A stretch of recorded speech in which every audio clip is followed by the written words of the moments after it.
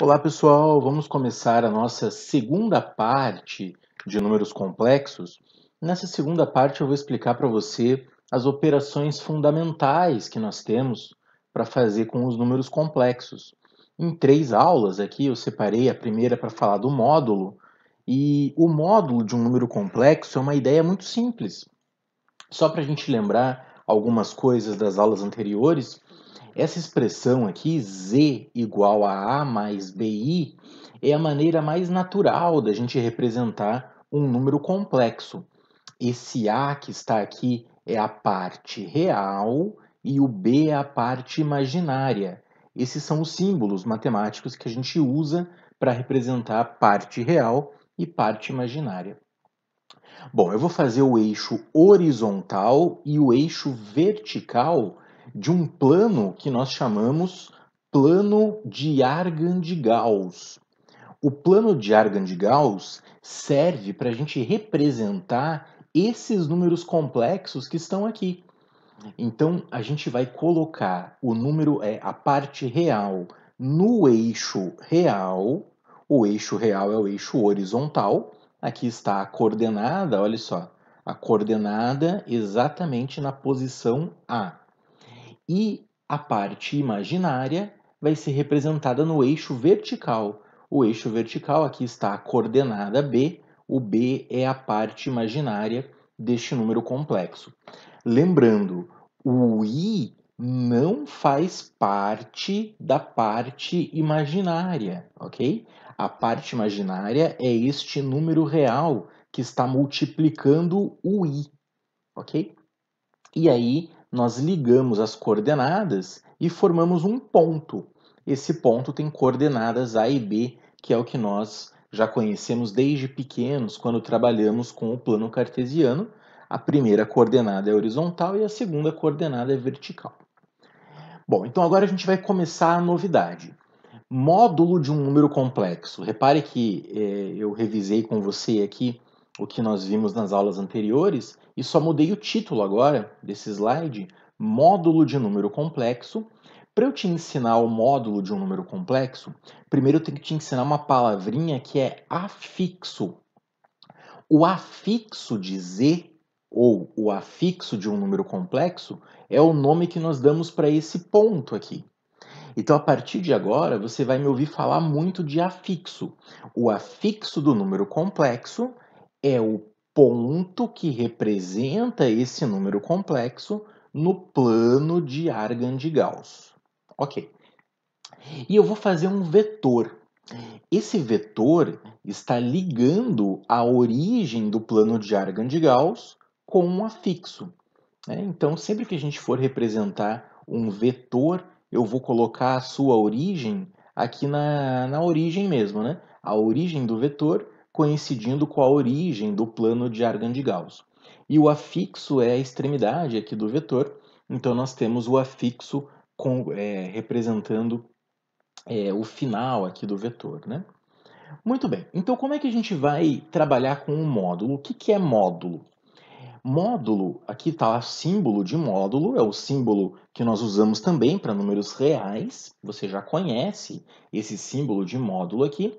Só que nós também vamos usar o Rho, essa letra grega aqui, deixa eu pegar minha caneta, essa letra grega Rho, R-H-O. Ok, essa letra grega, Rho, nós não vamos usar na aula de hoje, mas nas próximas aulas ela vai aparecer para representar o módulo. Então, tanto faz. Na aula de hoje a gente vai usar esse símbolo e nas próximas aulas a gente vai acabar usando o Rho. O Rho a gente usa muito para representar o módulo na forma trigonométrica. Eu vou explicar para você no futuro, ok? Muito bem, então o que é o módulo? A gente representa dessa forma, mas o que é? O módulo é esse comprimento aqui. Vai aparecer o módulo de z, o módulo do número complexo z. O módulo é o comprimento desse vetor. Então a ideia é a seguinte: você vai representar o afixo é o ponto deste número complexo, formado pela parte real e pela parte imaginária. Então você tem que ter a habilidade de encontrar esse ponto muito rápido, ok? Esse ponto, esse afixo, ele pode estar no eixo real, pode estar no eixo dos imaginários, ou pode estar no primeiro quadrante, no segundo quadrante, no terceiro quadrante ou no quarto quadrante. O que é o módulo do número complexo? O módulo do número complexo é o comprimento do vetor que tem a origem lá na origem do plano de Argand-Gauss e tem o seu destino, né, tem a sua extremidade no afixo. Eu vou explicar para você como que a gente faz matematicamente para encontrar essa medida aqui. Deixa eu apagar. Eu vou apagar os rabiscos que eu fiz aqui e nós encontramos o teorema de Pitágoras. Repare que o teorema de Pitágoras encaixa muito bem aqui. Eu vou usar a minha caneta para rabiscar. Olha só, nós fechamos um triângulo retângulo aqui, né? Então, este triângulo retângulo, essa medida aqui é B, essa medida aqui é A, e esse ângulo corresponde, claro, esse ângulo é 90 graus. Então, nós temos um triângulo retângulo. O módulo é exatamente a hipotenusa desse triângulo, que é o comprimento desse vetor aqui. É o módulo de Z. Dessa forma, eu vou extrair a raiz quadrada desse teorema de Pitágoras aqui. Extrai a raiz quadrada, fica a raiz quadrada de A quadrado mais B quadrado. E eu gosto de representar sempre assim. Essa é a forma que eu quero que você escreva, apesar de ser bastante complicada, né, bastante comprida de escrever assim, mas eu gosto muito que você represente dessa forma para você entender que não é A e B, né? A gente coloca A e B porque normalmente nós usamos A e B, mas sempre vai ser a parte real e a parte imaginária. Se você conhece a parte real e conhece a parte imaginária de um número complexo, então você é capaz de calcular o módulo.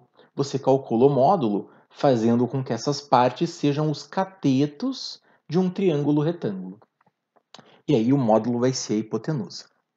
Então deixa eu apagar os rabiscos, eu vou mostrar alguns exemplos aqui para você.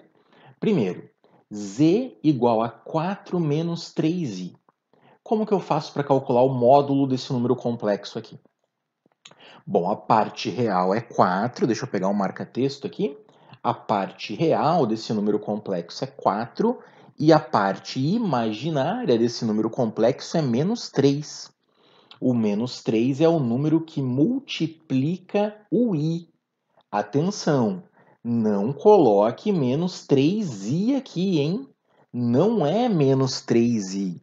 A parte imaginária é menos 3 e acabou.